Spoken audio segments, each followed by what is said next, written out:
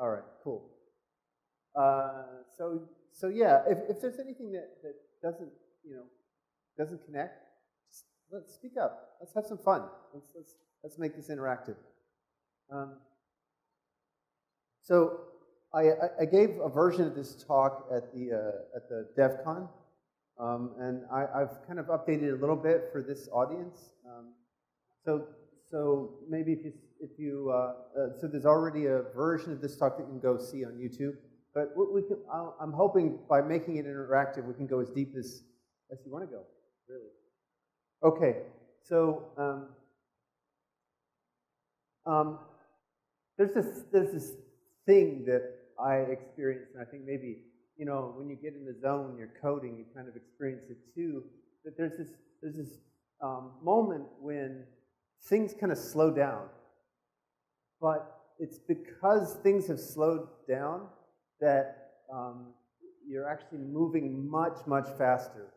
And a lot of that has to do with, because in that zone, whether you want to call it the present moment or that state of flow or whatever it is, you're making decisions that the unintended consequences of which you're not chasing and chasing and chasing. So, when you're writing code, you know that feeling. The code is beautiful. It's satisfying. And the decisions that you made, they have these knock-on effects that it's like, oh, and this problem gets solved, and that problem gets solved, and the code is smaller, right? So I think maybe, how many people have a taste of what I'm talking about? You know what? Yeah. Okay. So sometimes I call that the jump to light speed, right?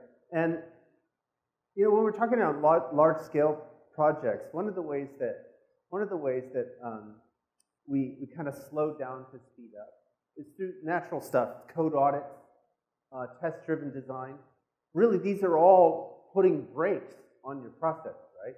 If you stop and test your code, you're actually slowing down, right? If you're auditing the code, reviewing the code, you're not producing as much code in some sense. But you're taking the time to get into that relationship, to explore that relationship between the decisions you're making now and the consequences of those decisions, right? And we all know what it's like to be in a project that's burdened with technical debt. It's not fun. It's not fun. And so the question is, what are some ways to get into that zone more easily? How can we support getting into that zone? And so, test-driven design, code audits, code reviews, these are all good things. And I never, ever want to say, don't do that. That's a good thing. But there's a whole new set of things that are coming down the pipe that we really need if we're going to roll out basically an entirely new compute infrastructure. If you think about the blockchain, right? That's what we're doing. Is we're not just rolling out a new global financial infrastructure. We're actually rolling out a global new compute infrastructure, and along with it, a new governance infrastructure. So it's kind of crazy what we're doing, but all of these things come together. And so we actually have to use these additional tools and techniques. And one of them that I have been a proponent of since it sort of hit me over the head is correct by construction. And for a long time, I think a lot of people. By the way, correct by construction is a real honest-to-God term of art. You can Google correct by construction, and you'll find that it's a real methodology in software development, and more generally. And for those, how many people have actually built mission-critical systems where people's lives are on the line or billions of dollars are on the line? Right. So in mission-critical systems, you need to do this kind of stuff, right? If you're talking about an application that ran on Windows in the 1990s, it's so totally okay to unplug the machine and start it over. But if you're talking about a dialysis machine, not okay to unplug the machine and reboot, right? So that's kind of the difference that we're talking about. And correct by construction initially was about those kinds of mission critical systems. So it's used a lot in telecoms and aerospace and things like that. But now we're virtually every, because of the internet, virtually every single program that is commercially interesting needs to be available 24/7, accessible by millions, if not tens of millions or hundreds of millions, all the time. So the line between between sort of your average program and mission critical has gotten really blurred, right? And the blockchain again sort of pushes this further.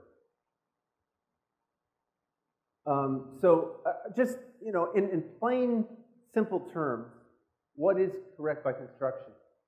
And really, it's sort of down to earth. You begin from some sound principles, whatever those sound principles might be. And I'll give you a little secret, right? Logic is actually undergoing a huge revolution right now, and figuring out exactly what those sound principles are is a matter of active discussion. What constitutes a proof is a matter of active discussion within logic and computer science.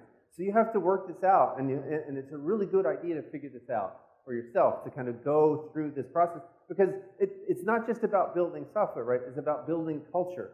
It's about building community. And so going through that exercise of what is the sound principle for this team? What's the sound principle for the people we're trying to serve? What's the sound principle for the larger community? These are all important things that we have to think through. So going through that exercise is actually really important. And so you begin from these sound principles, and then from those sound principles, you move from point of certainty to point of certainty. And you use transformations that guarantee or preserve these principles. So in logic and computer science, that's called a proof, right? You start from something you know. Well, what's something we know? Well, we're going to take something like an axiom, right? That's an expression of our sound principle. And then we move from our axioms to combinations of observations. And those combinations of observations, and moving from the axioms to these combinations of axioms or observations, is what we call a proof. So in some sense, even though it's sort of plain English, it gets realized in logic and in building software in this way, so that if you do it right, the program becomes a proof, which I think is really interesting. So in RChain, we actually have two levels of correct by construction. One is at the platform level. And I can talk a little bit about that. So we start with a model of computation that fits the domain. I'm going to go a little bit deeper into that and what that means in the next few minutes. But it's kind of important that you sort of figure out what notion of computation fits the domain that you're in. And if you go through that exercise, then you can quickly eliminate a bunch of options that you might have thought, ooh, shiny. And we can talk about that literally in terms of the blockchain space. And the ooh, shiny stuff really falls away if you go through that. So in our case, we've settled on a model of computation called the row calculus. We'll talk about what that is and what that means. And then from the row calculus, we're actually able to automatically derive a virtual machine. And we're automatically able to derive automatically a user-facing language. And the reason that's important is because now you have a guarantee that the relationship between the user-facing language and the virtual machine is correct. So let's do a comparison, right? So what's the relationship between the EVM and Solidity? So the problem is that while the EVM has a clear transition-based semantic, Solidity itself doesn't actually have an independent semantics, or at least last I checked, they don't have an independent semantics. But if they did, so that's their first step. You need to know exactly what Solidity programs do, right? And once you know that as an independent specification, the next thing you need to do is to check that what the compiler does to that program, which you now know unequivocally what it does, that the corresponding EVM bytecode does that thing. That's called correctness. And guess what? If you don't have that, right, it's not just a problem in execution or the correctness of your code. It becomes a vector of attack. The compiler produces this bytecode, and I'm looking at it. It seems all right, but there's this little line that your eyes don't catch that squirrel away a little tiny bit of ether into this funny address, right? And checking to see that on the fly is actually halting hard. So, so without these kinds of proofs, it becomes a really inviable system, right? If we're trying, if we take our mission seriously. And the mission is we're gonna redo the compute infrastructure for the entire globe. And upon this compute infrastructure, we're gonna redo the financial infrastructure.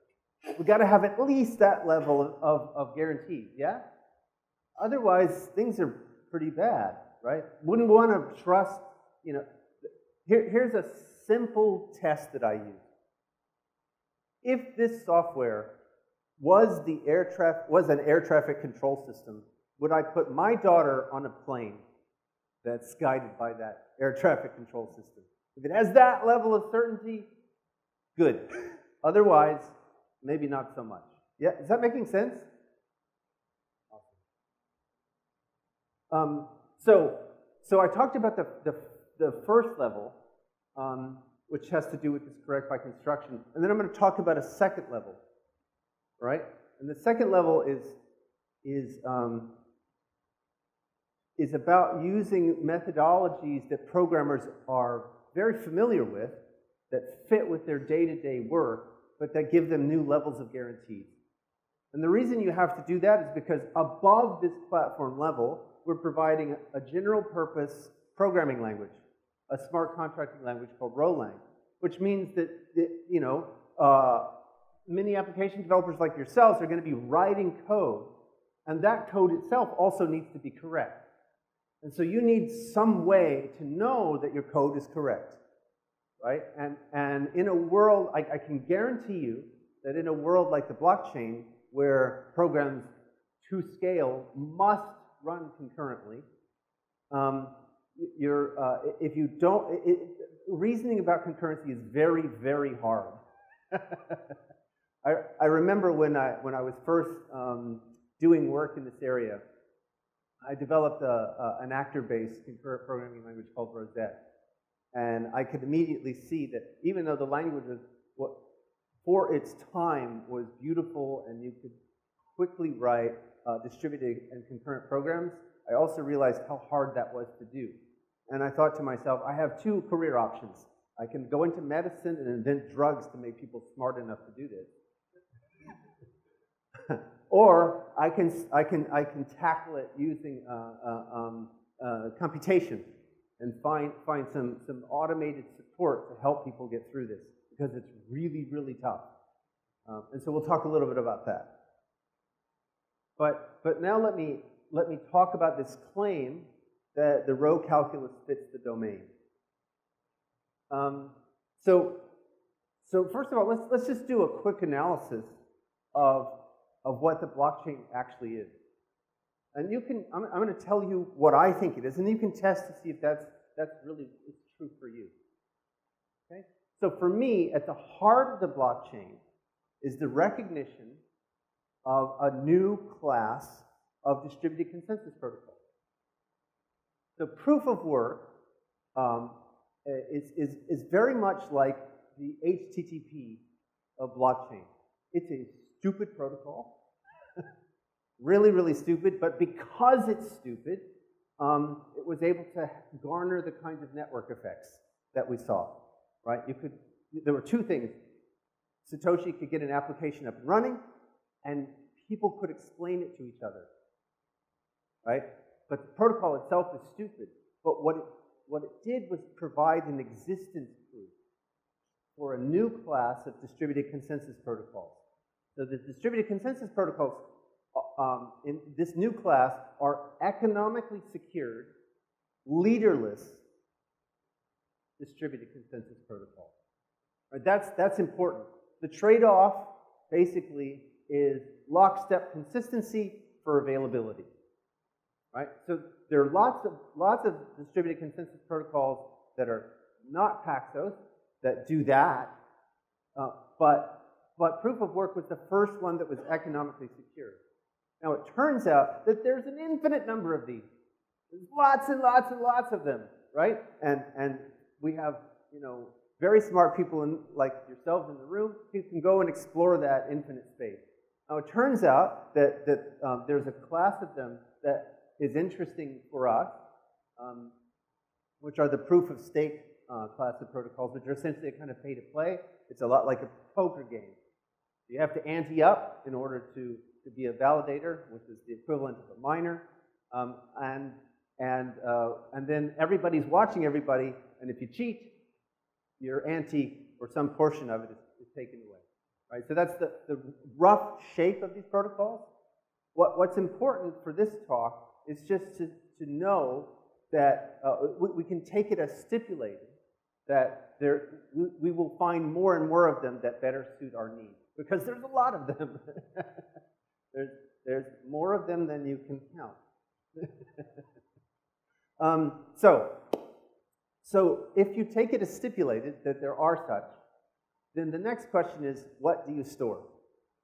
Right? So we've got this protocol that allows everyone, all the players in the protocol, all the programs or agents that are engaged in the protocol, to agree on a value. That's good news. So what kind of value should they agree on? So the Bitcoin blockchain had an interesting idea. Well, let's agree on a ledger, right? So Kevin has this many Bitcoin, and Danny has this many Bitcoin, and Nash has this many Bitcoin. So that's one thing, and it's obviously interesting, right? Because there's tens of billions of dollars floating through the Bitcoin network. So people find that interesting as an application.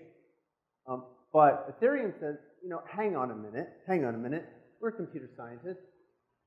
Instead of doing a ledger, why don't we store the state of a virtual machine?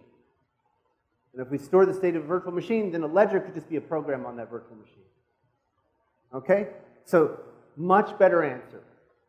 But there's a follow-up answer that's really crucial, which is what kind of virtual machine? Because if you choose the kind of virtual machine that Ethereum chose, which is a sequential machine, then what you're doing is you're forcing a sequentialization of all the world's transactions, which is never going to scale. Right? And in fact, it gets worse, right? Because as you add more nodes to that network, you have more contention for global state.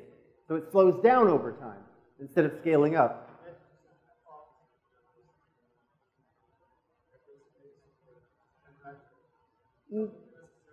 That's great. That's great. You're now segueing into exactly the next iteration. Right. So the argument is to pick a model of computation that automatically supports that. Right? So rather than shoehorning it in or having the granularity of concurrency be whole VMs, we're actually going to pick a model of computation where the VM supports concurrent execution and does so in a way that allows you to automatically shard the work that's being done. In particular, the work that's being done here is transactions. Yeah? So it turns out, again, just common sense. when you went to Pete's Coffee today, or maybe you didn't go to Pete's, maybe you went to Blue Bottle Coffee, that transaction where you bought your coffee or your green tea or whatever it was is almost certainly isolated from someone in Paris buying a baguette. Almost certainly these are not stepping on the same resources, right? And that's why they can run concurrently, right? So as a result, what you want is to be able to support that concurrency. The image I've used over and over again, I apologize for the people in the room who've heard this a million times, but just think about, you know, a stretch of freeway, 8-lane freeway, right? As long as there's not a lot of lane changing, then what happens is you get 8 times as much throughput on that stretch of freeway, right?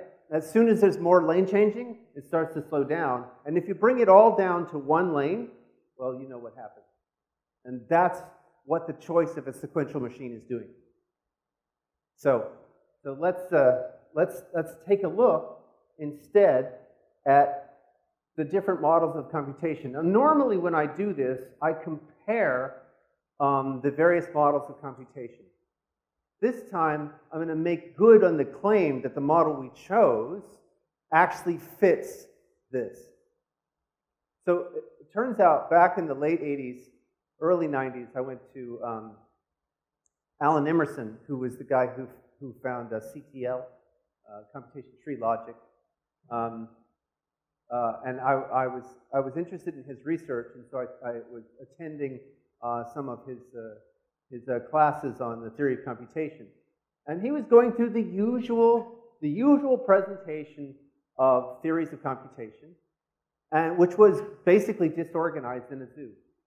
I mean, I'm being honest, like this is the way computer science has taught these various models of computation, not showing that there's a relationship amongst all these models or how they are related to each other. And so I asked myself, is there some way to organize these different models so that I could make sense of this zoo? And I came up with 4 properties. So the 4 properties are listed here, right? So there's completeness. Everybody here, I'm assuming, knows what Turing complete is or functionally complete. Okay, great. So I don't have to say what that is. There's compositionality. Now, this is something that's not often taught in US-based computer science courses. But compositionality is a really, really interesting idea. We all know it as software engineers. I want to be able to build larger programs out of smaller ones. If I'm an engineer, I think about decomposing the problem into components and then being able to reassemble those components. Remarkably, that's a lot like decentralization in the community. Being able to decompose the community into little sub-communities, all of which cooperate and collaborate. It turns out that giving a nice, crisp, formal definition of compositionality is not as easy as it might first seem. We all have a gut sense of this. Yes? Okay, good. Right. So it's not as simple as over in category theory, characterizing it as functoriality or structure-preserving operations. That's not sufficient because there are lots and lots of things that are compositional, like the model of computation that I'll describe to you, that don't necessarily have a good categorical semantics, but are still compositional. So really it has to do with being able to have an algebra, decompose your model of computation into recursive copies of your model of computation. That's what compositionality is. The third one, which we just touched on, is concurrency. It needs to be built in, right? So, by the way, just for comparison, right, Turing machines are not compositional. When Alan Turing formulated Turing machines, he didn't say, here's how you take Turing machine A and Turing machine B and whack them together and get Turing machine C. Another really good example of a model of computation that is extraordinarily widely used that's not compositional, differential equations. Differential equations are a way that we use to describe and compute about physical systems. Okay? So I'll give you an example. suppose I have beaker A that's full of a bunch of reagents. I can write down some differential equations about how those reagents will evolve. Now I have beaker B, and I can iterate that. Right? I've got a different system of differential equations. Now what I would like to do is take beaker C, which is large enough to contain both volumes, and pour them both in, and I'd like to be able to describe what's happening in beaker C in terms of the differential equations modeling beaker A and the differential equations modeling beaker B. Can't do it. I have to start from scratch. Rewrite. So not good software reuse. Yes? So that's what we mean by compositionality. Right? So those are anti-examples, and I'm going to show you here. Actually, I've shown you here in just a few lines that the model that we picked is in fact compositional. The compositionality that it evinces includes concurrent execution, which we'll go through in just a second. Yes.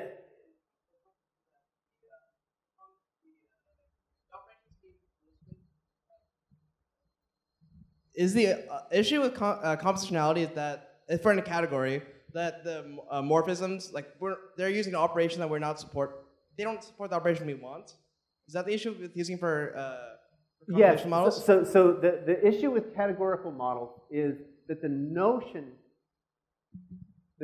of composition is much more intrinsically functional than it is concurrent composition. So in 2015, Mike Stay and I published a paper which was a semantics for categorical, higher order categorical semantics for a variety of mobile process calculus, largely aimed at pi calculus and instances thereof. If you look at all the moving parts necessary to make that semantics work, it's ridiculous. There are maybe 1,000 people on the planet who have the background to understand how all the pieces fit together. That's what it takes to model in category theory those lines up there, which I can go to a high school and get kids programming in about an hour. That's what I'm talking about. Okay, so and then finally, there's complexity. So Turing machines are really good at that. With Turing machines, you can count the tape cells, and you can count the transition steps on the controlling automata, right? So you can count space and time. And that's what I mean by complexity. You need to have some notion of resource that you can measure that has to do with space and time. So now I'm going to go through, and I'm going to speak to each of those points in terms of the model that we have chosen. By the way, back in the late 80s when I came up with this formulation, there was no model that fit all four categories. And I used this framework to predict the existence of such a model. And then the next year, Robin Milner puts forward the pi calculus, and I go and check it, and I say, whoa, this is the first model that has all four properties. And then there was an explosion of lots of different mobile process calculi, and each of them have these four properties. So the family of computational calculi, known as the mobile process calculi, are the only ones that support all four. So let me give you an example of ooh shiny that you can eliminate. If it's based on functional, you can eliminate it. Why? Because every functional language, by definition, what makes it a functional language is at the heart of the language is the lambda calculus. It may have all kinds of fancy variants. It might be like System F, like Haskell, but it is sequential at its core. So, no go.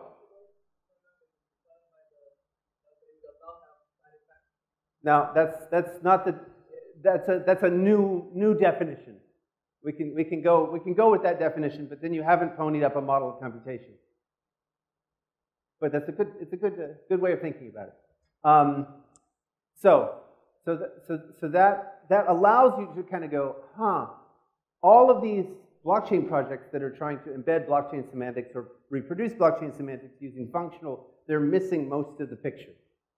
Right? Okay, so that's why I'm saying this framework helps us quickly go, not this, oh, this is the bit that's interesting. So, and now you can begin to see how simple it is. So first of all, I want to say, you know, can I prove that the row calculus, the model that we chose, is Turing complete? Well, yes, I can, because in 1991, Robin Milner publishes a paper called Functions as Processes, seminal paper. Read this paper. If you want to understand something deep about computation, read that paper. Okay? So because he is able to interpret the lambda calculus into the pi calculus, you've now given a proof. He's given a proof, and it's a faithful interpretation. And he gives a notion of what faithful means. So faithful is expressed in terms of what's a property called full abstraction, which basically says if I have two programs that are equivalent in the lambda calculus by some notion of equivalence, like Morris-style equivalence, then when I take their translations down into the pi calculus, those programs are also equivalent. And it's if and only if. If I take the translations of the pi and go back up, those are also equivalent, right? So that's called full abstraction. All right? So Milner gives a proof that, so as a side effect of that, he's now proved that the pi calculus is Turing complete, because Turing and Church had already evinced the correspondence between lambda and Turing machine. So what do I have to do to show that the row calculus is Turing complete? I prove that I can encode the pi calculus into the row calculus, which is what Matthias Radestock and I did in 2005. And the main trick in that is showing how, because there's something that's much, much simpler in the row calculus than the pi calculus, which is how we treat channels. And I'll talk about that in a little bit. But with that paper, which was published in ETAP in 2005, please go read it. Implement it. Have fun. We established the Turing completeness of the row calculus. All right, so again, we're talking about correct by construction. So this is a part of that legacy of correct by construction. We know for a fact that it's Turing complete.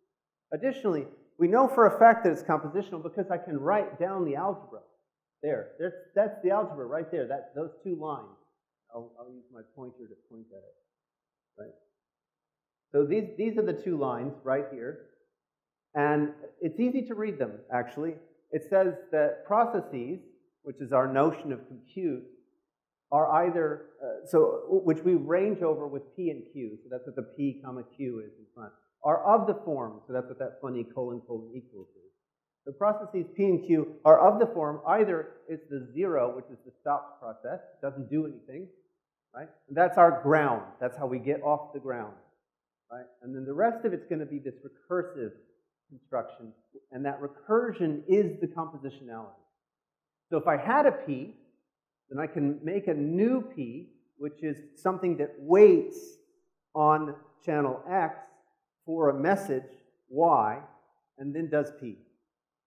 And then I also get this, this thing P can mention Y, right? So P could have a free variable in it that we close over using the for comprehension. Does that make sense? Do people understand what I just said? Yeah? No? All right. So think of it as like the generalization of a function, right? So this is a lot like a lambda, except that it's a lambda that's hanging off of a channel. So the channel is X. And then when something shows up at X, then we take this lambda and we apply it to that thing which is bound to Y. Okay. And then the dual of that is being able to supply data, supply arguments, right? So that's the output. So at X, send Q. So that's how compute happens. The whole thing happens because you can match up a thing that's blocked on input with a thing that's supplying output, and that's the equivalent of supplying arguments, right? So now I've given most of the grammar. The next one is just run P and Q in parallel. And then the next one is, and now here's the tricky one. You can relate it to the line below, which says that X's and Y's, which are our channels, are really the codes of processes. So that's the little mind flip that you have to do. So the model is we're shipping JavaScript around the internet. But what's the channel over which we ship that JavaScript? It's the code of JavaScript programs. So that's the little mind twist. Okay?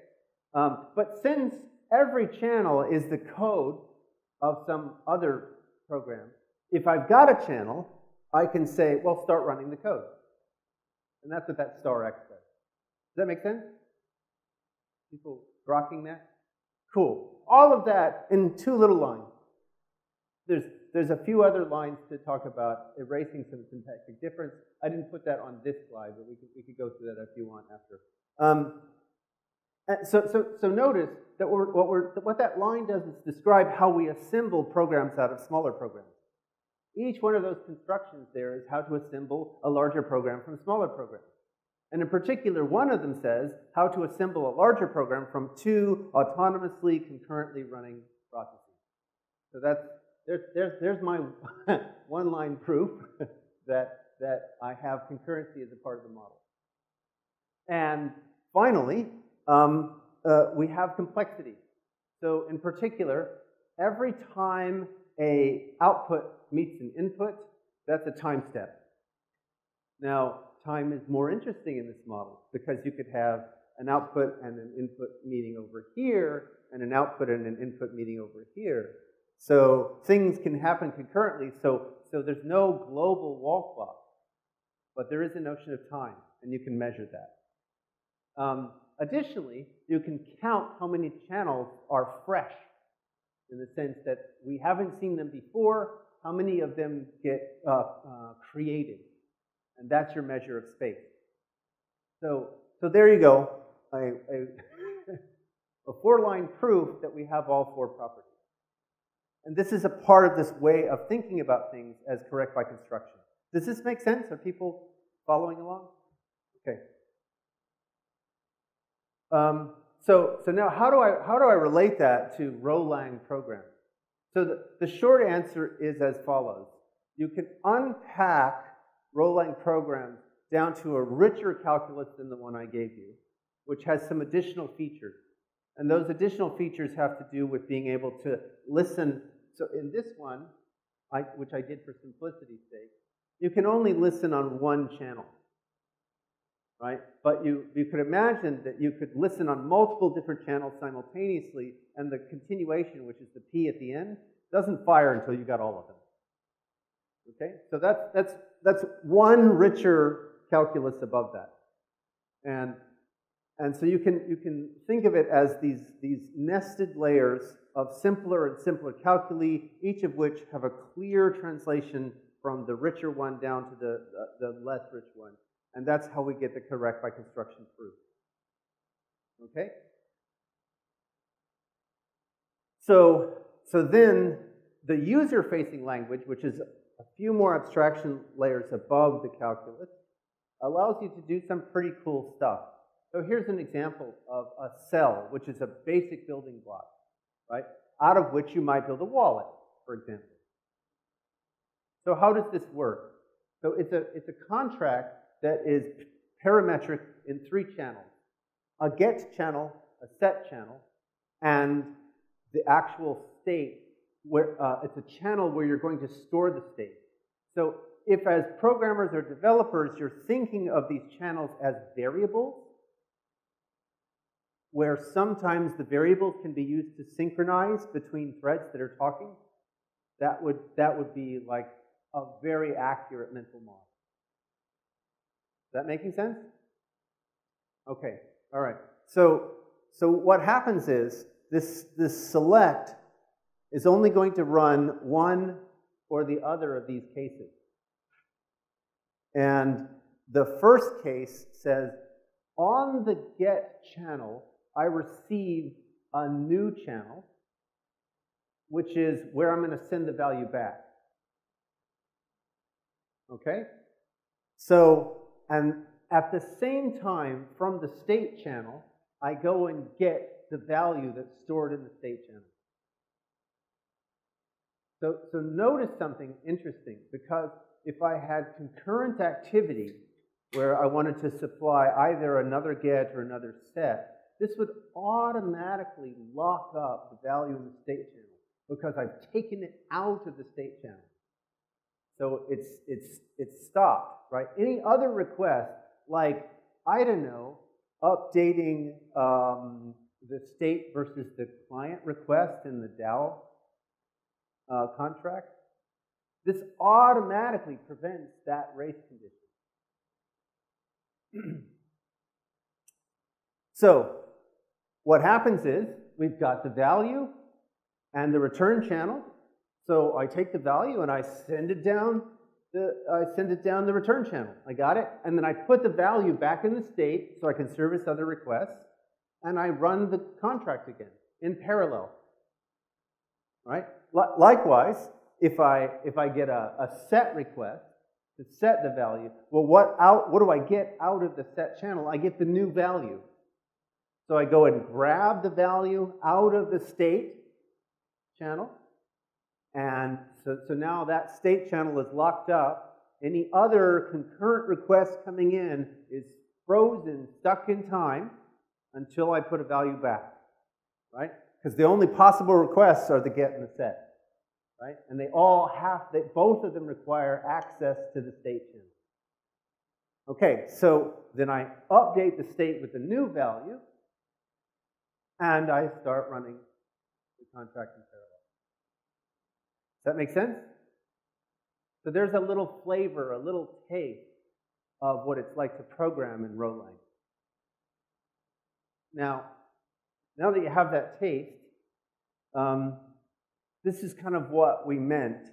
So hopefully we've touched on a bunch of little elements about what we meant by what we need in terms of a domain model.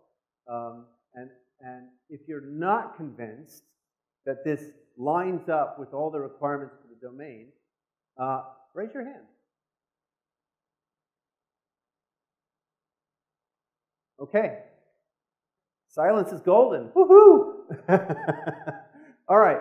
So now I've talked to you a little bit about the domain model, but what that does is that leads me into the programming model. So I picked a domain model that just naturally sort of steers us towards the programming model, and in particular, what it means for a programmer to have correct by construction. So and I kind of make this point. Yeah, I don't want to skip up to it. So, but everybody here knows that context switches are just darn expensive, yeah? You're down in the flow, you're in the zone, and someone comes in and says, hey, you got a minute? All that context that you just built up, poof. I can tell you that for this work that I was doing, I would literally have to concentrate for 24 to 36 hours to get all the balls up in the air. It was literally a day and a half of solid concentration before I had all the balls up in the air. And if I got an interruption, boom, right? So that's why it took me 30 years.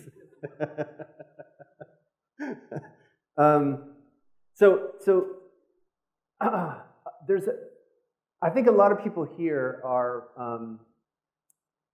familiar with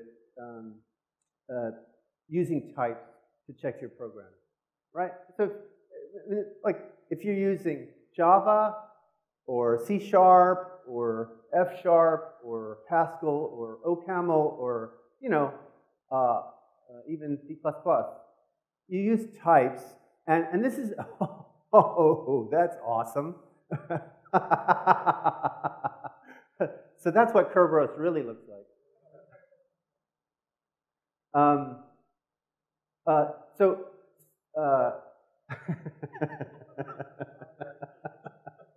There we go. Exactly.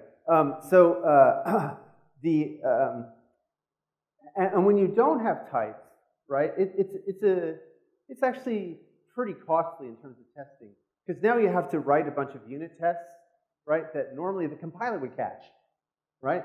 Which is why, for example, Microsoft, Facebook, and Google have all taken a version of JavaScript and added types. Each one of them spending tens of millions of dollars, if not hundreds of millions of dollars, on the development and promotion of these languages. Right? So types are a big deal. They're a way that we do programming now. I think that's pretty much accepted as a part of the culture, that for production quality code, spending a bunch of money on stuff that the compiler could naturally catch is a bad idea. But it turns out that there's a whole, remember earlier in the talk I said I could, either make drugs or I could make software that helped catch this kind of stuff. So at that time, I was beginning to realize, and many, many other people were beginning to realize, there was much more information that could be caught by type. So part of that information has to do with the structure of your program. And these are called spatial types. We now have type systems that have X-ray vision into the structure of your program. Like in the case of Berkley, we have types that can tell whether or not your program is single-threaded or multi-threaded. We can check that structurally. We can check that syntactically. That's kind of cool, yeah? There's also types that catch behavioral properties. For example, we can write down types that check that a particular channel will never be leaked outside of a particular set of agents. That's kind of cool, yeah? That's really powerful security property. We can also write down types that check that your program doesn't deadlock at compile time. In fact, in 2003, I was doing a precursor to Rolang, which we called Highwire inside Microsoft. And for Bill Gates, I did a demo where we had a type system that caught deadlock. And I purposefully introduced a deadlock into a Highwire program. And then I ran it through the compiler, and the compiler caught it and said, you likely have a cycle. A depends on B, B depends on A, and so you're going to have a deadlock here around line 18 in this. So it's been around, it's been coming to the mainstream, but now it's here.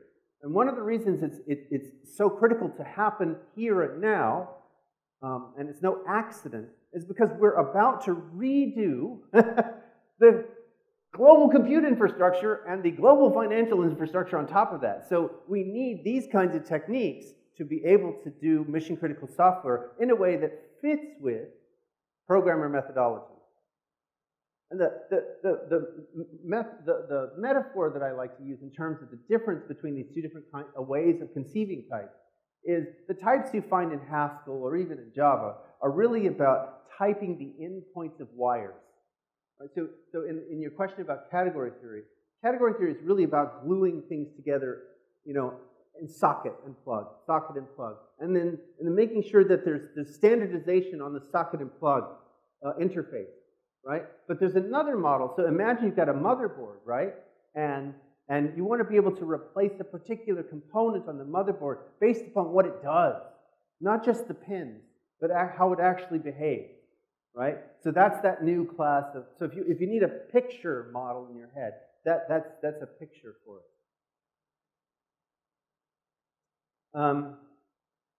So I said this.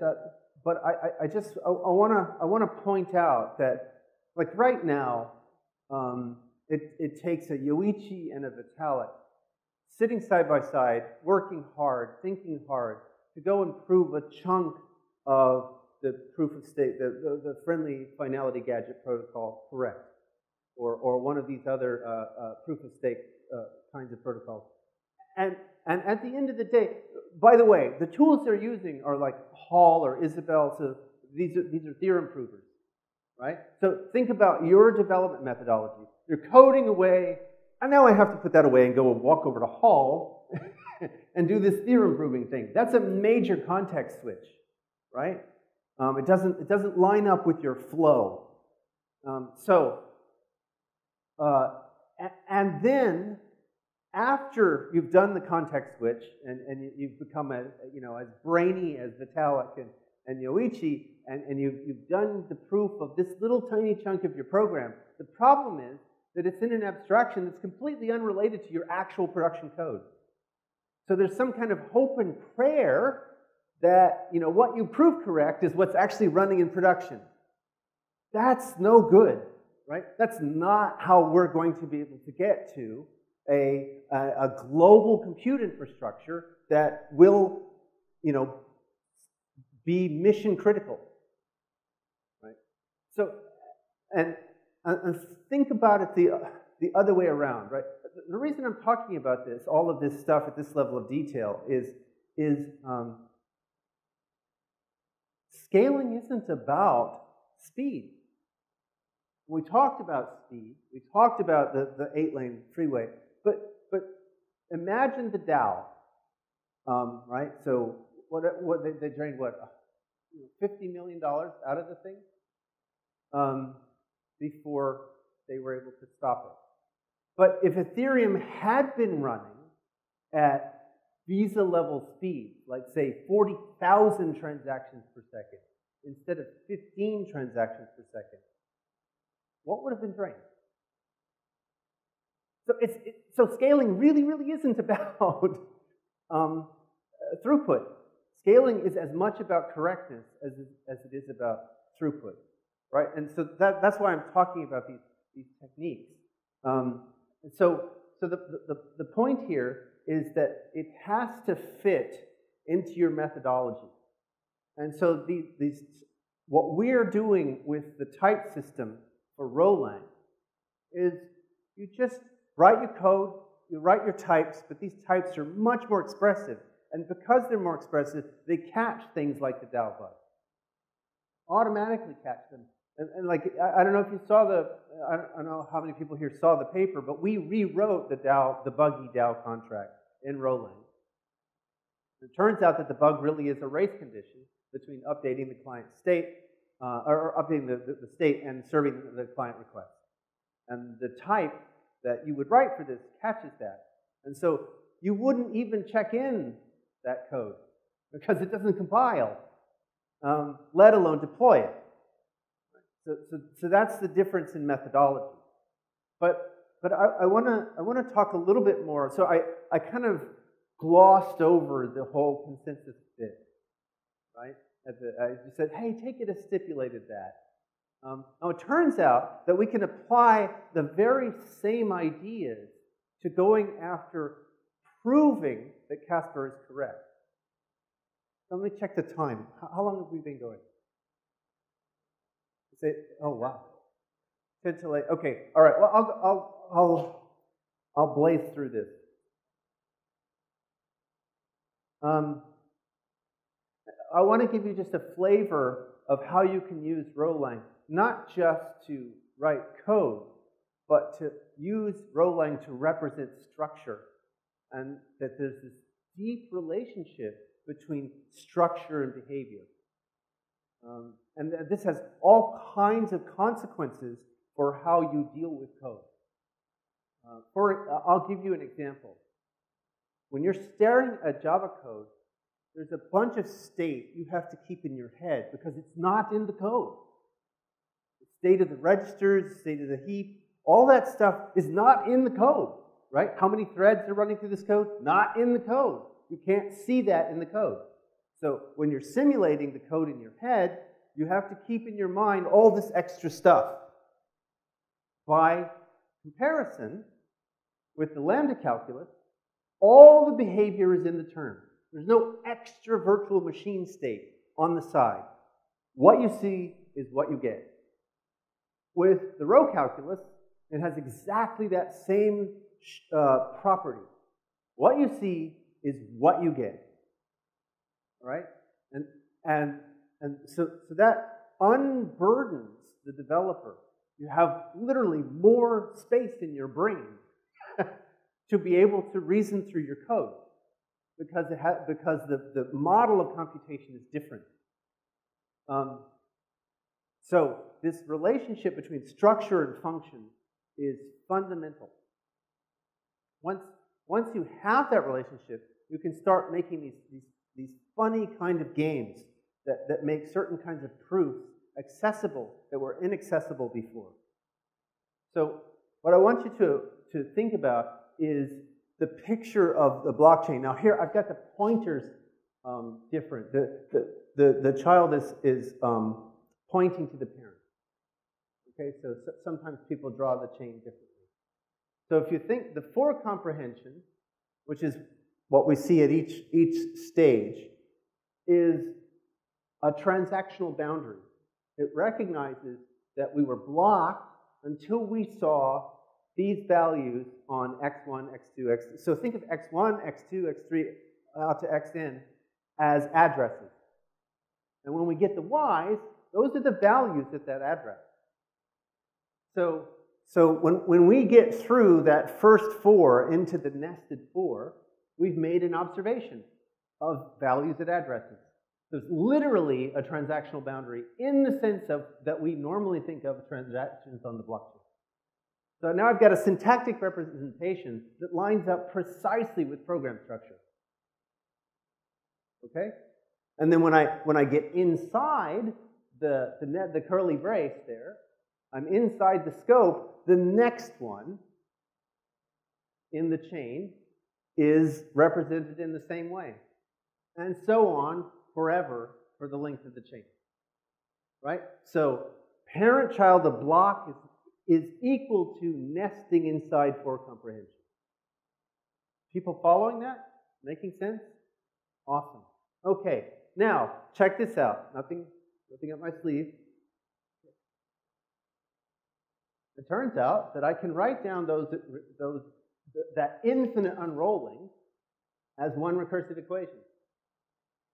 And guess what? That's a legal Rowline program. So I've now given you a spec of the chain as an equation, which is also an executing program. See the power here? That's what I mean by correct by construction. Okay? But hey, right now I'm only talking about one chain, and we want lots and lots of chains that actually interrelate. So let's build this up in pieces, okay? So now let's just get a bunch of isolated chains. Well, that's just putting the same program running in parallel. Also a legal Rowline program, okay? And now, just for fun, we can make it less mathematically abstract and add some behavior. So when I see the value, I log the value. Right? That's just there's the expression. Right? I have a log channel. I write the values out, and I can fold that into my recursive spec. And now let's put that in context. How are we, like if I drew out the ping pong diagram of how this thing behaves, what does this look like? So I have a particular validator that has a view of the chain. And that validator is being hit by a bunch of clients, which are providing values for each of the different addresses. Yeah? So again, that picture on the right is represented by that Rowline code on the left. Okay, now I'm just switching notation. By the way, this small switch in notation is completely supported because you can give an isomorphic representation of JSON directly into Rowline.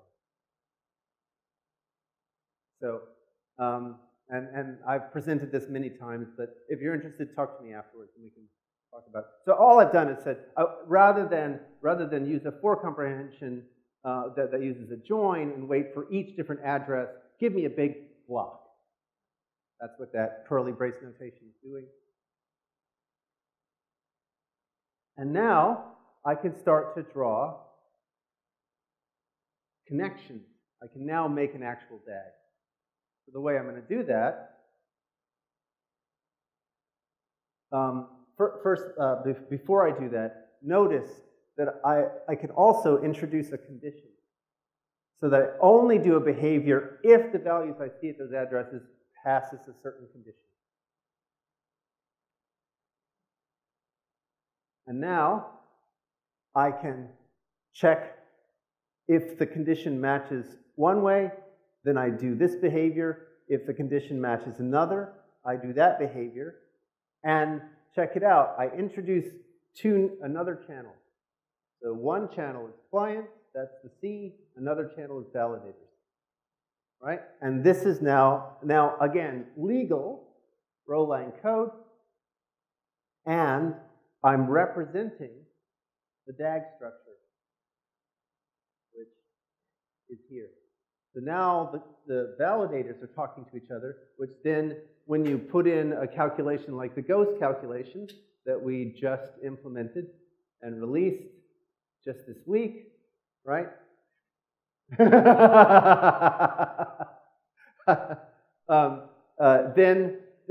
you get this DAG structure.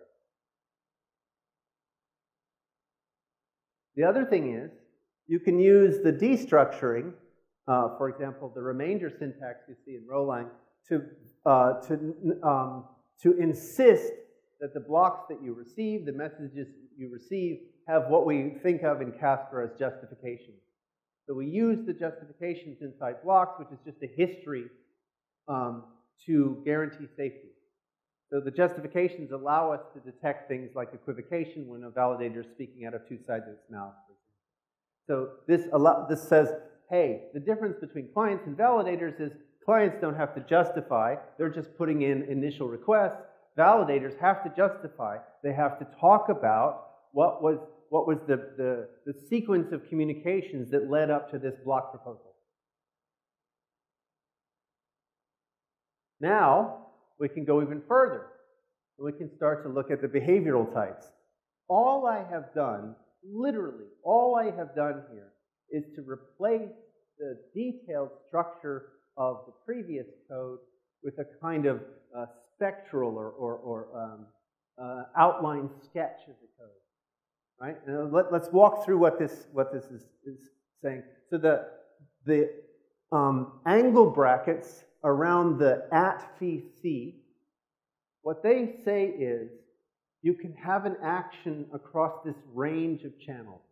So instead of a specific channel like C or V, we can describe a collection of channels, a namespace, right? And being able to describe collections of channels is what enables us to talk about isolation. Hey, the channels from Tokyo are isolated from the channels in Michigan, right? So that allows for us to detect things like stepping on the same resources. So the first line says that phi I, which is a property we would like to hold of a row line program, it's parametric in a description of the channels for the clients and a description of the channels for the validators. So these are spaces of channels that clients can talk on and spaces of channels that validators can talk on. And the program is either allowed to engage on the client channel or the validator channel, and then it recursively insists on the property after engaging in that way. And then we can introduce these additional properties, C1 and C2, which can be our safety properties. So this insists on the safety, the right shape or structure of that chain. And then the next line down allows us to describe the safety property for the whole network. Now, the reason this is an important distinction, if you have read Vlad Zamfir's papers, his protocol states are only sets of messages, effectively. Here, our protocol states are literally program states. What program states? the program states corresponding to the code in the validators. Remember when I talked about making your code in production be the code you proof stuff about? That's the idea here. Is this making sense? Do you understand what I'm getting at? Okay. And so I'll conclude there, but I do want to say that it's not just about having correct software. It's the real mission-critical thing that's going on here, the real mission-critical effort is that how we have lived on planet Earth, we're now facing the consequences of the last 150 years of the way we've lived on planet Earth. And as a result, the climate change data is absolutely incontrovertible. I remember back in 2002 when I was at the Santa Fe Institute, a Harvard scientist was presenting results from ice cores that they had sampled in Antarctica, and the record was absolutely clear. We are running one of the weirdest experiments in terms of the amount of carbon in the atmosphere. And when you get people like Neil deGrasse Tyson getting up on CNN and saying, hey, we don't have the technology to move all our coastal cities inland by 20 miles. Think about that in the next few years, right? We don't have the technology. So that's a serious crisis. To get an idea of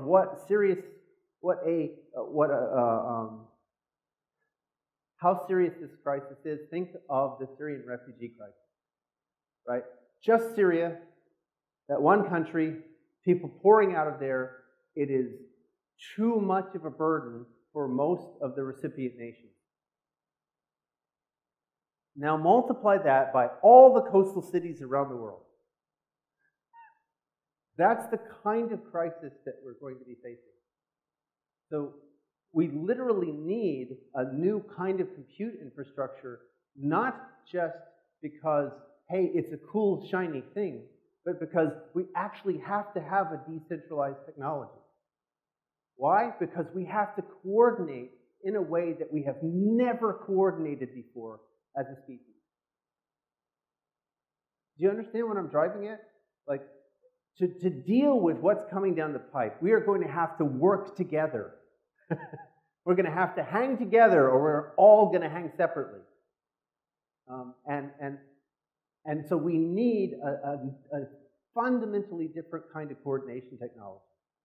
And if you have been hearing behind the scenes about what I've been talking about, what I've been talking about is one of the pillars of the coordination technology that we're going to have to reboot. So I think about coordination technology in terms of three things, right? So one is finance. Financial instruments, capital, they allow us to coordinate ourselves. Essentially, capital allows us to take care of each other in the planet. Unfortunately, we're in a situation now where capital is stuck in the hands of the few, which means we can only explore a tiny fraction of the coordination models that capital might allow us to use to deal with what's coming down the pipe. So essentially, we have to reboot financial instruments to be able to have the freedom to coordinate ourselves in a way that will match what's coming. Two, governmental infrastructure. Is the US government moving at the speed necessary that it's not going to have the kind of debt that knocks it over as a result of chasing the unintended consequences of its actions? No, it isn't. Clearly not. Even if we talk about France, you know, very enlightened. Macron is very enlightened, but it's not moving at the pace we need to move at. So it turns out, why is RChain a cooperative? Because we are literally rebooting the governance infrastructure. This kind of software, and people have seen it, right? When you have the kind of software that can support billions, hundreds of billions, trillions of dollars, then immediately governance comes into the picture. So we want RChain to be based upon the most democratic principles possible. We're rebooting the governance infrastructure. 3, there's a new class of coordination technology that's been on the scene for about a decade, and that's the social media. Right? It is clearly a mechanism by which we coordinate each other. Unfortunately, Facebook has recently been weaponized. Right? So we have to have a different approach. If Facebook is controlled by a central power or a central authority, then again, the number of coordination models that we can explore are simply too restrictive for what we have to have available to us to address what's coming. A decentralized approach to these social technologies gives us more degrees of freedom, and those degrees of freedom are absolutely necessary to address what's about to happen. Okay, with that, I'm done.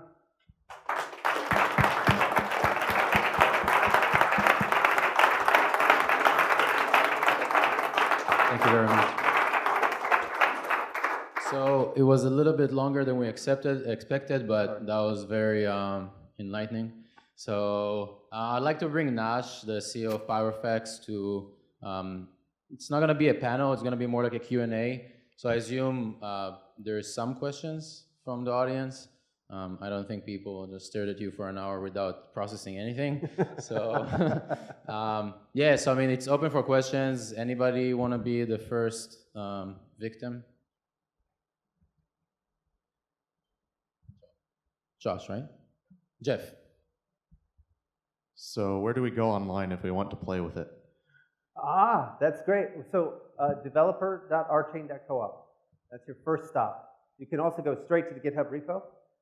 That's your next stop. Nash, any other? I think one of the community members last week put out an online Erlang interpreter, so you can actually hit developer.rchain.coop and go straight to a little in-browser interpreter and be able to play with RChain contracts right there in the browser. Can you talk about like how much can we interact with this right now, maybe from your development perspective? Oh, well, we've got a long way to go, right, before we launch the mainnet. I think there's a bunch of language features that still have yet to be implemented. So at the moment, you can, and Greg can be more specific about this, but you can write contracts and get a sense for how the syntax works. But there's a bunch of functionality that you're going to want from the blockchain and from Casper and things like that just aren't there yet. Most of those pieces are starting to land in our software as of this week, and they'll be getting integrated over the next couple of months. Yeah. So Vitalik's not here, and I'm not going to pretend to be Vitalik, but I think Nash might be able to play devil's advocate in this way. And something that I always think about, and I hear Greg... I'm not the devil's, I'm just comedy relief. Something that I always think about... I'm the straight man. Greg, when I hear you talk, is that we don't ever have Vitalik present. Oh. Which I think we should try to do. Yes, yes. David and Steve and Greg. I'll help. But anyway, so... Let's say, Nash, that you're Vitalik, and you just heard Greg talk, and you say, hang on a second, we at Ethereum, we're gonna catch up. So Greg, I know you have your arguments as to how they're not going to, but Nash, as a challenge to you, can you make an argument like maybe Vitalik would make if he were here? To say, here's how we're going to catch up. And then, Greg, of course, you can refute. Well, there's no way I could do the accent, right? So, I mean, Ethereum, they've had a system in production for a number of years already, right? That's important, right? So RChain is just now building its first production system, and we're hopeful to launch testnet in the summer. We think that, you know, RChain is going to be the most scalable, sustainable, and secure blockchain that's available when we launch later this year. on the mainnet. But you know, Ethereum is it's still a compelling product. It's still the first one in the market. Generally speaking, first movers have an advantage, right? So that advantage is non-trivial, and we have to compete against it, or we have to find a way to cooperate with them. And I think that's essentially one of the things that RChain is looking to do is to build an infrastructure and an architecture that helps to integrate existing blockchains, will allow apps to integrate with to interact with each other across chains, right? And the ability to do that will then allow each of us to advance our technology in a way that's you know, makes sense for the user base that's actually on chain, at the same time enables applications, you know, that can serve the entire community. So I don't know if that answers your question, but that's sort of how I see things. Next time we'll bring Vitalik. Yes. Yeah, well, you we should want. bring I mean, Vitalik. one of the things that Vitalik might say is that, you know, they're working very hard on sharding. They've got a good sharding. Yeah, exactly. It's not as good as ours, though. I'm going to argue that it really isn't as good as ours, but and then part of the reason is because we can catch things at the type level. So they're just not there, and I don't know how they're going to get there.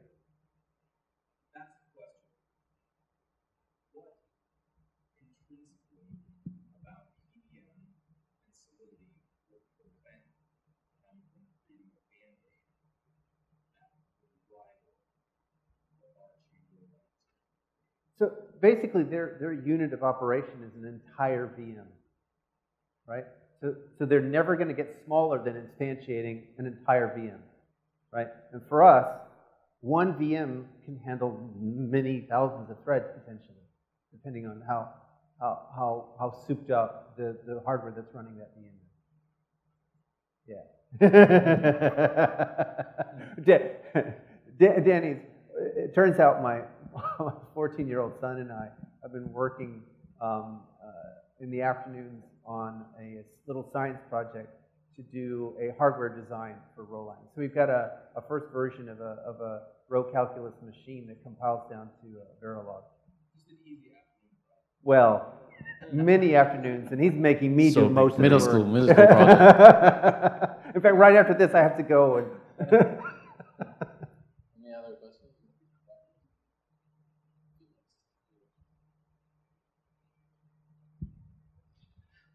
So I'm new to RChain, but the ideas are definitely fascinating.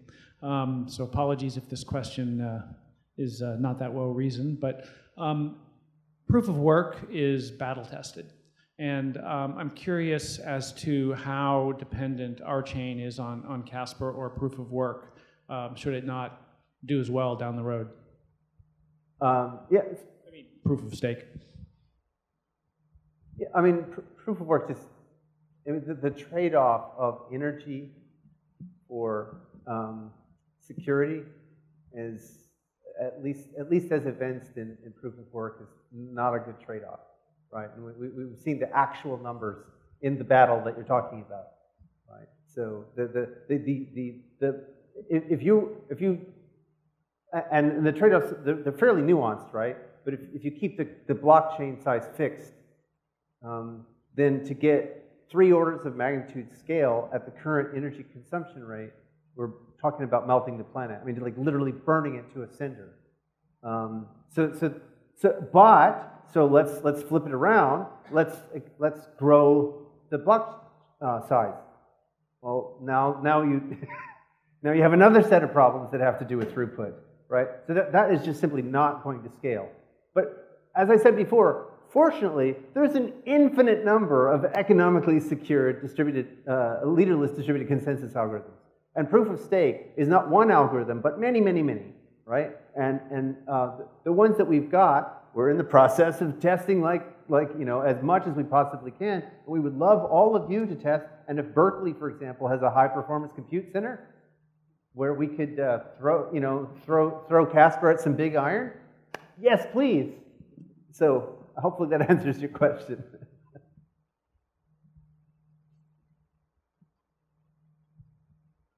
Why did you pick Scala versus other languages for the first implementation of the rodeo? I love this question. I love this question. So Scala is a language I love to hate. Look, In terms of like elegance and beauty of design, I love Haskell, but I would never, ever, ever write production code in Haskell, and certainly not a team. And the reason is because the lazy evaluation in Haskell, I don't know if it can be done in other ways, in other languages differently, but in Haskell it's brittle. So you make a small change here, and it radically affects the performance of code way over there. And trying to figure out why my code is running so much slower is really, really hard. And just as anecdotal and sociological evidence, go look at the Haskell list and see who has to get involved when it comes to a complexity question. Almost immediately, one of the Simons comes Not out. a production engineer. That's right. It's a propeller head,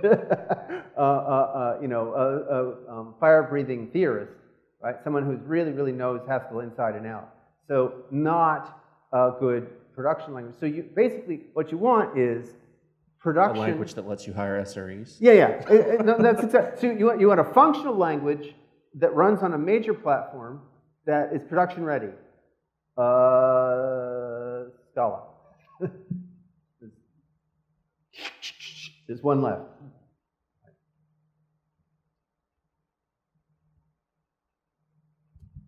So I've been following you guys for a while, and one of the things I'm wondering on version 2, I know you're heads down version 1, but there's two areas. So namespaces beyond sort of releasing the data across many chains or many different companies. And the other is talking about scalability. We always say scalability, and we say, throw more horsepower at it, right?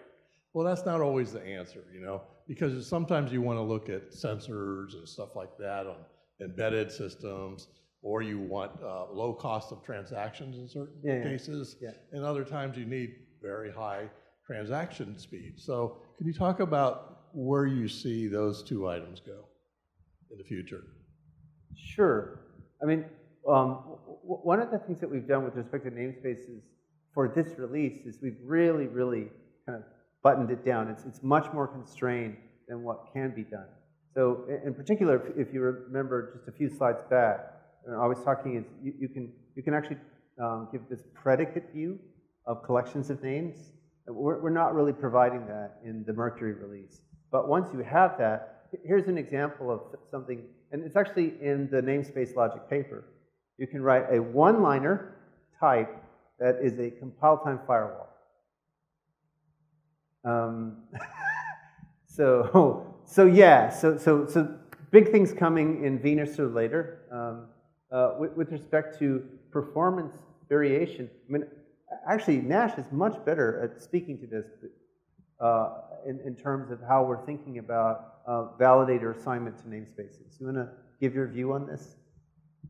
Yeah, so I guess the main observation is to note that the things that go fast, right, are close together, and things that are reliable are spread apart, right? And so one of the things that we're trying to do with the namespace architecture is provide portions of the network that are spread apart physically, and therefore they'll be slower naturally, but they'll also have more security and reliability. And then other portions of the network that are more condensed, closer together, and can achieve higher throughputs as a result. So there's a sort of an inverse relationship between security and performance, and we want portions of the network to serve each of those needs,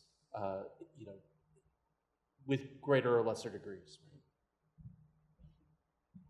No, it's a good question. Thank you.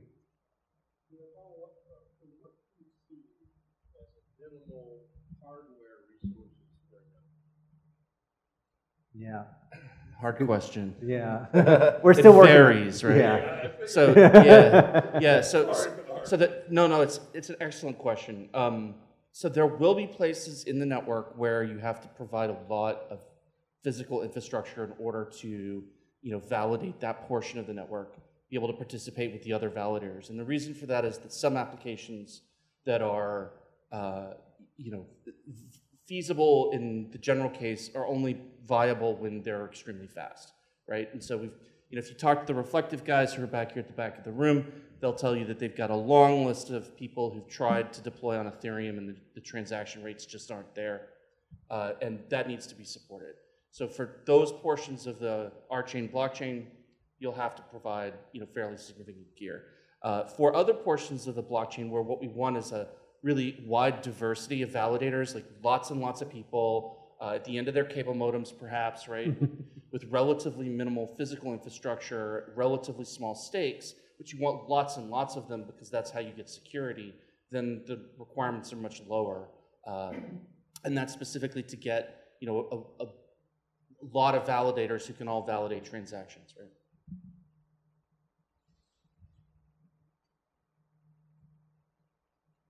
So just to follow up, this kind of goes back to the guy's question about, sorry to cut you off. This kind of goes back to the question about proof of work, right? One of the things that you can't do in a single sharded proof of work environment, right, is create a network that has different properties in different places, right? And that's sort of, if you want to understand why RChain is special and different, that's one of the biggest differences between RChain and what Ethereum is proposing for their sharding architecture, what the Lightning Network is proposing for their architecture for getting better scalability and that sort of thing, is that there will be places on the RChain network that are fast and maybe have a little less security, and places on the RChain network that are slow but have much greater security, and so it will be a nice mix of everything. That's a good way to think of it as a metaphor, yeah. It's a first approximation, yeah. What's the largest completed publicly available program built on real calculus, publicly available source code? Don't know yet. I mean, it's a great question.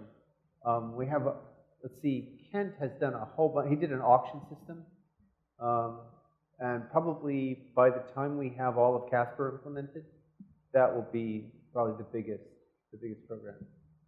Why don't you come work for us and write one? Yeah. So going back to consensus mechanisms, there's lots. You said there's what? Infinite number. Yes. Right? Rolang doesn't naturally mate to any particular consensus mechanism. Is that correct? Oh, that's an interesting question. It's designed to be orthogonal, right? So, but I don't know that I could say unequivocally that, in the same way that people say, oh, category theory can capture everything, but then it turns out in practice that it doesn't work well for modeling the concurrent calculus. There may be some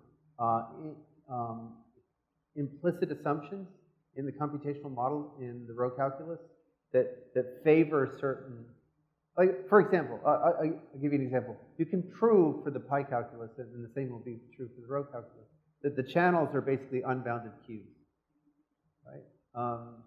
So there may be some things for the asynchronous row calculus with a certain flavor of bisimulation that forces some consensus algorithms and not others. I don't know. Yeah. Last question.